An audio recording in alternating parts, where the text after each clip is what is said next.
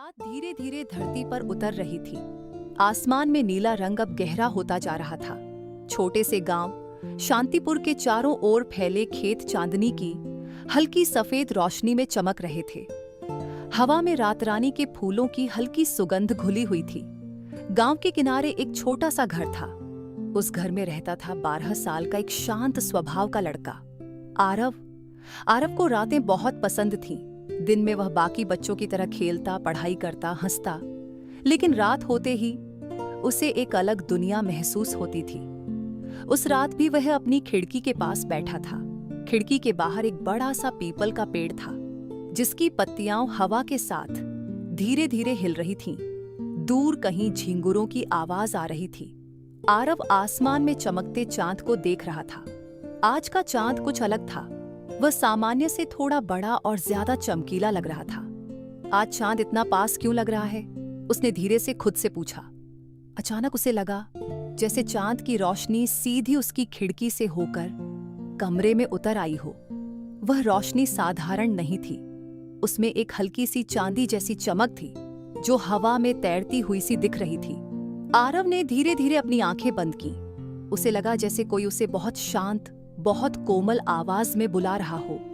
आरव, उसने आंखें खोली। कमरे में कोई नहीं था, लेकिन चांदनी की वह किरण अब ज्यादा चमक रही थी। वह धीरे धीरे खिड़की के पास गया। जैसे ही उसने हाथ आगे बढ़ाया, उसे लगा जैसे उसकी उंगलियां उस रोशनी को छू रही हों। रोशनी ठंडी थी, लेकिन बहुत सुकून देने वाली। अचानक उसे लगा जैसे जमीन हल्की हो गई हो। कमरा धुंधला होने लगा और अगले ही पल वह खुद को एक नई जगह खड़ा पाया। चांदनी घाटी उसके सामने एक खूबसूरत घाटी थी। हर तरफ चांदी जैसे चमकते फूल खिले थे। हवा में हल्की ठंडक थी। आसमान गहरा नीला था और उसमें असंख्य तारे झिलमिला रहे थे। घाटी के बीच में एक छोटी सी नदी बह रही थी, लेकिन वह पानी की नहीं, रोशनी की नदी थी। वह ऐसे चमक रही थी जैसे तरल चांदनी बह रही हो। आरव हैरान था। मैं कहाँ हूं? तभी उसके पीछे से एक मधुर आवाज आई। तुम चांदनी घाटी में हो। आरव ने मुड़कर देखा। उसके सामने एक सफेद चमकीला हिरण खड़ा था। उसकी आंखें नीली थीं और सींगों से हल्की रोशनी निकल रही थी। तुम बोल सकते हो? आरव ने आश्चर्य से पूछा। हिरण मुस्कुराया। यहां सब बोल सकते हैं, क्योंकि यहां दिल की भाषा बोली जाती है। आरव का डर अब धीरे धीरे खत्म हो रहा था। उसे अजीब सा सुकून महसूस हो रहा था। क्या ये सपना है? उसने पूछा। हिरण ने जवाब दिया, ये सपना भी है और सच भी। जब मन शांत होता है, तब इंसान यहाँ आ सकता है। आरव धीरे धीरे हिरण के साथ चलने लगा। उनके कदमों के नीचे घास हल्की चमक छोड़ रही थी। रोशनी का पुल कुछ दूर चलने के बाद वे एक पुल के पास पहुंचे। वह पुल हवा में तैर रहा था। वह पारदर्शी था, जैसे कांच से बना हो, लेकिन उसमें से हल्की चांदी की रोशनी निकल रही थी। ये पुल कहाँ जाता है? आरव ने पूछा। ये तुम्हें तुम्हारे भीतर की शांति तक ले जाएगा, हिरण ने कहा। आरव ने धीरे से पुल पर कदम रखा। जैसे ही उसने कदम रखा, उसे लगा जैसे उसके दिल की धड़कन धीमी हो गई हो। उसके सारे डर, सारी चिंताएं जैसे पीछे छूट रही थीं। हर कदम के साथ उसे अपने बचपन की खुशियां याद आने लगी। माँ की गोद, पिता की मुस्कान, दोस्तों के साथ खेलना, बारिश में भीगना। उसकी आंखों में हल्की नमी आ गई, लेकिन वह उदासी नहीं थी, वह सुकून था। पुल पार करते ही वे एक खुले मैदान में पहुंचे। तारों का बगीचा यह एक अनोखा बगीचा था। पेड़ों पर पत्तियों की जगह छोटे छोटे तारे लगे थे। जब हवा चलती तो वे तारे हल्की घंटियों जैसी आवाज करते। ये तारों का बगीचा है, हिरण ने कहा। यहाँ हर तारा एक याद है, अच्छी याद। आरव ने एक पेड़ को छुआ। अचानक उसके सामने एक दृश्य उभरा। वह 5 साल का था, पहली बार साइकिल चला रहा था। वह हंस पड़ा। यह जगह बहुत सुंदर है, उसने कहा। हिरण ने सिर हिलाया। सुंदरता बाहर नहीं, तुम्हारे अंदर है। आरव धीरे धीरे घास पर लेट गया। ऊपर आसमान में तारे धीरे धीरे घूम रहे थे। हवा ठंडी थी। उसके शरीर में हल्की सी गर्माहट फैल रही थी। आरव घास पर लेटा हुआ आसमान को देख रहा था। तारों की हल्की चमक उसकी आंखों में उतर रही थी। उसे ऐसा लग रहा था जैसे हर तारा उससे कुछ कह रहा हो, धीरे, बहुत धीरे। हवा अब और भी मुलायम हो गई थी। जैसे किसी ने रात को रेशमी कपड़े से ढक दिया हो। क्या मैं यहीं रह सकता हूँ? आरव ने आंखें बंद करते हुए पूछा। सफेद हिरण उसके पास आकर बैठ गया। हर कोई यहाँ रह सकता है, उसने कहा, लेकिन हमेशा नहीं, क्योंकि यह जगह तुम्हें याद दिलाने के लिए है कि शांति बाहर नहीं, तुम्हारे भीतर है। आरव ने गहरी सांस ली। उसे महसूस हुआ कि उसकी सांसें पहले से धीमी हो गई हैं। हर सांस अंदर जाती, ठंडी, ताजी, और बाहर आती, गर्म और हल्की। रोशनी की नदी का किनारा। कुछ देर बाद हिरण ने कहा, चलो तुम्हें एक और जगह दिखाऊं। दोनों धीरे धीरे चलते हुए फिर उस रोशनी की नदी के पास पहुंचे। नदी बिल्कुल शांत बह रही थी, लेकिन उसमें लहरें नहीं थीं। वह जैसे बहते हुए भी स्थिर थी। इस नदी में क्या है? आरव ने पूछा। इसमें तुम्हारे सारे विचार बहते हैं, हिरण ने मुस्कुराकर कहा। जब मन उलझ जाता है तो यहाँ आकर उन्हें बहा सकते हो। आरव घुटनों के बल बैठ गया। उसने नदी में झांका। पहले उसे सिर्फ चमक दिखी, फिर धीरे धीरे उसे कुछ धुंधले से दृश्य दिखने लगे। स्कूल का होमवर्क, कभी कभी डांट, छोटी छोटी चिंताएं, भविष्य के सवाल। क्या ये सब मेरे हैं? उसने धीरे से पूछा। हाँ, हिरण बोला, लेकिन ये तुम्हें बांधने के लिए नहीं है। ये सिर्फ बादल हैं जो आते हैं और चले जाते हैं। आरव ने हाथ बढ़ाकर नदी को छुआ। जैसे ही उसकी उंगलियां रोशनी में डूबीं, उसे लगा जैसे उसके मन का बोझ हल्का हो गया हो। चिंताएं जैसे पानी में घुल गईं। उसने धीरे से कहा, मैं इन्हें जाने देता हूं। नदी थोड़ी और चमक उठी। चांद का महल अचानक दूर आसमान में हल्की सी घंटी की आवाज गूंजी। हिरण खड़ा हो गया। अब समय है चांद के महल जाने का। आरव ने ऊपर देखा। घाटी के पार एक पहाड़ी थी और उसके ऊपर एक चमकीला महल दिखाई दे रहा था। वह पूरा चांदी की रोशनी से बना हुआ था। दोनों धीरे धीरे उस पहाड़ी की ओर बढ़े। रास्ता मुलायम था। हर कदम के साथ जमीन हल्की चमक छोड़ती। आरव को अब बिल्कुल डर नहीं लग रहा था। उसके भीतर एक अजीब सा विश्वास था। जब वे महल के पास पहुंचे तो उसके दरवाजे अपने आप खुल गए। अंदर सब कुछ शांत था। दीवारें चमक रही थीं, लेकिन आंखों को चुभती नहीं थी। बीच में एक बड़ा सा दर्पण था, गोल चांद जैसा। ये क्या है? आरव ने पूछा। ये सत्य का दर्पण है, हिरण बोला। इसमें तुम खुद को देखोगे, जैसा तुम सच में हो। आरव धीरे धीरे दर्पण के सामने गया। पहले उसे अपना चेहरा दिखा, फिर अचानक दर्पण बदलने लगा। उसने खुद को हंसते देखा, दोस्तों की मदद करते हुए, माँ की सहायता करते हुए, छोटी बहन को कहानी सुनाते हुए। फिर उसने खुद को शांत बैठे देखा, जैसे अभी है। मैं इतना अच्छा हूं? उसने आश्चर्य से पूछा। हिरण ने मुस्कुराकर कहा, तुम सोचते हो तुम छोटे हो, लेकिन तुम्हारे भीतर एक बहुत बड़ी रोशनी है। आरव की आंखें नम हो गईं, लेकिन दिल बहुत हल्का था। समय का रहस्य महल की छत खुली हुई थी। ऊपर आसमान में चांद बहुत पास लग रहा था। अचानक चांद की रोशनी एक सीढ़ी की तरह नीचे उतरने लगी। क्या हम ऊपर जा सकते हैं? आरव ने पूछा। हाँ, हिरण ने कहा, लेकिन सिर्फ थोड़ी देर के लिए। दोनों उस रोशनी की सीढ़ी पर चढ़ने लगे। जैसे जैसे वे ऊपर जाते, घाटी छोटी होती जाती, तारे और पास आते जाते। कुछ ही क्षणों में वे चांद के बिल्कुल करीब पहुंच गए। वहां सब कुछ बेहद शांत था। कोई आवाज नहीं, सिर्फ हल्की धड़कन जैसी कंपन।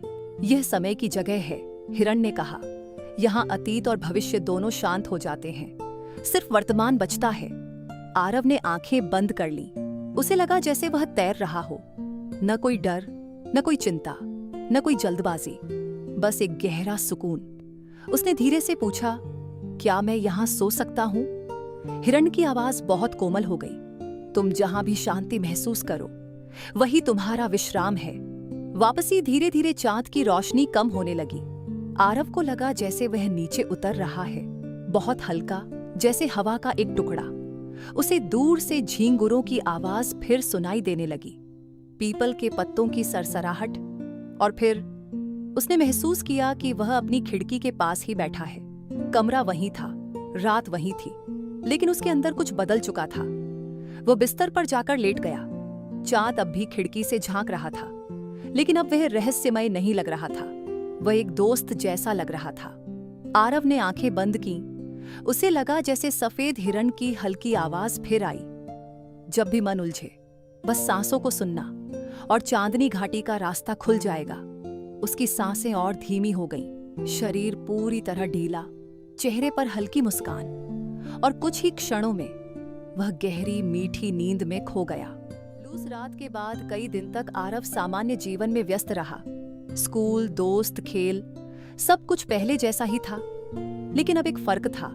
जब भी वह परेशान होता, वह बस आंखें बंद करता, गहरी सांस लेता, और उसे लगता जैसे उसके अंदर हल्की चांदनी चमक उठी हो। एक शाम हल्की ठंडी हवा चल रही थी। आसमान साफ था। पूर्णिमा की रात थी। आरव खिड़की के पास बैठा था।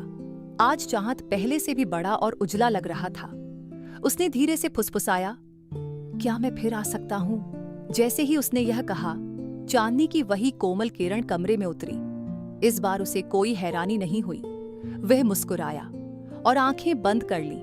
फिर से वही घाटी, लेकिन कुछ अलग। जब उसने आंखें खोलीं, वह फिर उसी चांदनी घाटी में था। लेकिन इस बार हवा में हल्की सी बेचैनी थी। फूल चमक रहे थे, नदी बह रही थी, लेकिन तारे थोड़े फीके लग रहे थे। हिरन, उसने पुकारा। कुछ क्षण बाद सफेद हिरन सामने आया, लेकिन उसकी चमक थोड़ी कम थी। क्या हुआ? आरव ने पूछा। हिरन ने धीमी आवाज में कहा, घाटी की रोशनी कम हो रही है। क्यों? क्योंकि कुछ लोगों ने अपने भीतर की शांति को भूलना शुरू कर दिया है। जब दिलों में चिंता बढ़ती है तो यहाँ की रोशनी मंद हो जाती है। आरव का दिल थोड़ा भारी हुआ। तो हम क्या कर सकते हैं? हिरन ने उसकी आंखों में देखा। आज तुम्हें एक काम करना होगा। खोया हुआ तारा। तारों के बगीचे में एक तारा बुझ गया है। हिरन बोला। वह तारा एक बच्चे की हिम्मत था। वह डर गया और उसकी रोशनी खो गई। क्या हम उसे वापस ला सकते हैं? हाँ, लेकिन तुम्हें विश्वास की चिंगारी जलानी होगी। दोनों जल्दी जल्दी तारों के बगीचे की ओर बढ़े। वहां पहुंचकर आरव ने देखा, एक पेड़ पर सभी तारे चमक रहे थे, लेकिन एक जगह अंधेरा था। वह जगह ठंडी थी। आरव ने हाथ बढ़ाया। उसे हल्की ठंड महसूस हुई। डर अक्सर ठंडा होता है, हिरन बोला। आरव ने आंखें बंद की। उसे याद आया जब वह पहली बार मंच पर कविता सुनाने गया था। उसका दिल जोर से धड़क रहा था, हाथ कांप रहे थे, लेकिन उसने गहरी सांस ली थी और धीरे धीरे बोलना शुरू किया था। वह डर खत्म हो गया था। उसने वही याद अपने दिल में महसूस की। धीरे धीरे उसके हाथों से हल्की रोशनी निकलने लगी। उसने वह रोशनी उस अंधेरे स्थान पर रख दी। कुछ क्षण फिर एक छोटी सी चिंगारी जली और अचानक वह तारा फिर चमक उठा। पूरा बगीचा पहले से ज्यादा उजला हो गया। नदी का संदेश। जैसे ही तारा जला, रोशनी की नदी तेज चमकने लगी। देखो, हिरन बोला। नदी में लहरें उठीं। इस बार उसमें सिर्फ आरव के विचार नहीं थे, उसमें दूसरे बच्चों की मुस्कानें दिख रही थीं। किसी ने परीक्षा का डर छोड़ा, किसी ने दोस्त से माफी मांगी, किसी ने खुद पर भरोसा किया। हर छोटी हिम्मत यहाँ रोशनी बन रही थी। तो घाटी सबकी है? हाँ, हिरन मुस्कुराया। ये हर उस दिल में है जो शांत होना चाहता है। चांद का रहस्य। अचानक आसमान में हल्की गड़गड़ाहट हुई। चांद थोड़ा धुंधला पड़ने लगा। ये क्या हो? शांत स्वर में कहा। हिरन ने, कौन सी परीक्षा? क्या तुम अपने अंदर की रोशनी पर भरोसा रखते हो, बिना किसी सहारे के? अचानक हिरन की चमक भी कम होने लगी। आरव अकेला खड़ा था। चारों तरफ हल्का अंधेरा फैल रहा था। उसका दिल फिर तेज धड़कने लगा, लेकिन इस बार उसने भागने की कोशिश नहीं की। उसने आंखें बंद की, गहरी सांस ली और धीरे से कहा, मैं शांत हूं, मैं सुरक्षित हूं, मेरे अंदर रोशनी है। कुछ क्षणों तक सन्नाटा रहा। फिर उसके सीने से हल्की गर्म रोशनी फैलने लगी। वो रोशनी बाहर निकली, घाटी में फैल गई। फूल फिर चमक उठे, नदी शांत हो गई, तारे जगमगा उठे और चांद फिर पहले से ज्यादा उजला हो गया। सच्चाई हिरन फिर सामने आया। अब वो पहले से भी ज्यादा चमक रहा था। आज तुमने समझ लिया, उसने कहा। क्या? कि असली चांदनी बाहर नहीं, तुम्हारे भीतर है। आरव मुस्कुराया। उसे अब डर नहीं लग रहा था।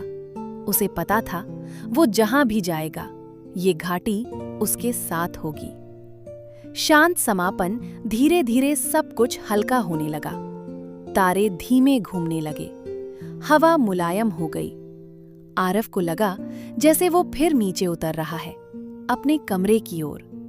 उसने महसूस किया बिस्तर की नरमी, खिड़की से आती हवा, चांद की हल्की रोशनी।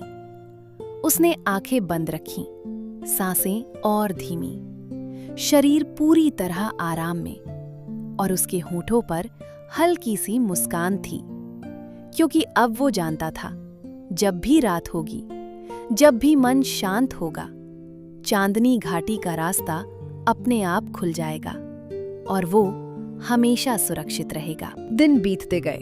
अब आरव पहले जैसा नहीं था। वो अब भी हंसता था, खेलता था, पढ़ाई करता था, लेकिन उसके अंदर एक गहरी शांति बस गई थी। उसे पता था जब भी मन उलझेगा वो सांसों की सीढ़ी से चांदनी घाटी पहुंच सकता है। एक अनजाना एहसास एक रात जब आसमान में बादल छाए हुए थे और चांद आधा ढका हुआ था, आरव को हल्की बेचैनी महसूस हुई। उसने आंखें बंद की, गहरी सांस ली और कुछ ही क्षणों में वो फिर घाटी में था। लेकिन इस बार दृश्य अलग था। फूल तो थे, नदी भी बह रही थी, लेकिन घाटी के एक कोने में हल्का सा धुंधला अंधेरा जमा था। हिरन? सफेद हिरन धीरे धीरे प्रकट हुआ। समय आ गया है, उसने शांत स्वर में कहा। किस बात का? अब तुम्हें सिर्फ अपनी नहीं, किसी और की रोशनी भी जगानी होगी। धुंध की गुफा घाटी के उस कोने में एक छोटी सी गुफा थी। वहां धुंध जमा थी, ठंडी और भारी। ये धुंध क्या है? ये एक बच्चे का अकेलापन है, हिरन बोला। वो बच्चा खुद को समझ नहीं पा रहा, इसलिए उसकी रोशनी धीमी हो गई है। आरव ने गहरी सांस ली। उसे याद आया कभी कभी वो भी ऐसा महसूस करता था। मैं क्या कर सकता हूं? बस उसके पास बैठो, उसे ठीक करने की कोशिश मत करो, सिर्फ उसकी मौजूदगी को स्वीकार करो। मौन की ताकत आरव गुफा के अंदर गया। वहां उसे एक हल्की सी आकृति दिखाई दी, जैसे कोई बच्चा घुटनों में चेहरा छुपाकर बैठा हो। वो डरावना नहीं था, बस उदास था। आरव उसके पास बैठ गया, कुछ नहीं बोला, बस शांत सांस लेता रहा। धीरे धीरे गुफा की ठंड कम होने लगी। कुछ देर बाद वो आकृति धीरे से सिर उठाने लगी। उसकी आंखों में आंसू नहीं थे, बस थकान थी। आरव ने बस इतना कहा, मैं यहां हूं, और फिर चुप हो गया। रोशनी का जन्म कुछ क्षणों बाद उस बच्चे के सीने से हल्की सी चिंगारी निकली। वो बहुत छोटी थी, लेकिन सच्ची थी। आरव ने अपनी हथेली आगे बढ़ाई। उसकी अपनी रोशनी भी हल्की हल्की चमक रही थी। दोनों रोशनियां मिल गईं और अचानक गुफा में धुंध हटने लगी। दीवारें चमक उठीं। वो बच्चा मुस्कुराया और धीरे धीरे हवा में घुल गया। हिरन बाहर खड़ा था। तुमने क्या किया जानते हो? नहीं। तुमने उसे ये महसूस कराया कि वो अकेला नहीं है। अंतिम संदेश। घाटी अब पहले से ज्यादा उजली थी। तारे पहले से ज्यादा चमक रहे थे। नदी शांत और गहरी थी। चांद आसमान में बिल्कुल साफ था। हिरन ने धीरे से कहा, अब तुम्हें समझ आ गया है। चांदनी घाटी कोई जादुई जगह नहीं, ये हर दिल में है। जब तुम किसी के साथ शांत होकर बैठते हो, जब तुम बिना शर्त सुनते हो, जब तुम डर के बावजूद भरोसा करते हो, तब ये घाटी जगमगा उठती है। आरव की आंखों में कृतज्ञता थी। क्या मैं फिर आऊंगा? हिरन मुस्कुराया। जब भी तुम सांसों को सुनोगे, जब भी तुम किसी के लिए रोशनी बनोगे, हम मिलेंगे। धीरे धीरे विदाई। अब हवा बहुत हल्की हो गई थी। घाटी की हर चीज जैसे धीमे धीमे दूर जा रही थी। आरव को लगा जैसे वो बादल पर लेटा है, बहुत हल्का, बहुत शांत। फिर उसने महसूस किया अपने बिस्तर की नरमी, रात की ठंडी हवा और खिड़की से आती हल्की चांदनी। उसने आंखें नहीं खोली, बस सांस ली, धीरे, गहरी। और उसके चेहरे पर हल्की मुस्कान आ गई। अब उसे पता था, शांति कहीं बाहर नहीं, वो हर दिल में है। अगर हम धीरे चलें, धीरे सांस लें और दूसरों के लिए थोड़ी रोशनी बने, तो हर रात, हर सपना, हर दिल एक चांदनी घाटी बन सकता है।